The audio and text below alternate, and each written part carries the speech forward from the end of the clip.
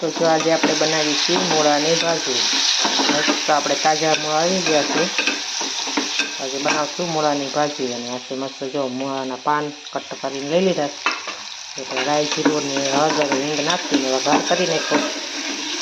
તમે બધા કહેજો તમે કેવી રીતના બનાવો છો અને જો આવી રીતના બનાવી છે। આમાં હું થોડોક પછી હવે ચણાનો લોટ ને એવું નાખીશ અને મૂળાની ભાજી આપણે તૈયાર કરીશું।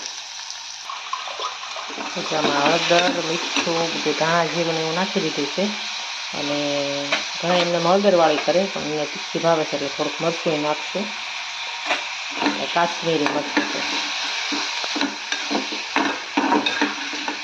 પછી થોડુંક આપણે આમથી પાણી નાખી અને ચડવા દઈશું અને પછી જ્યારે આપણે ઉતારવાની હોય ત્યારે ચણાનો લોટ એડ કરશું।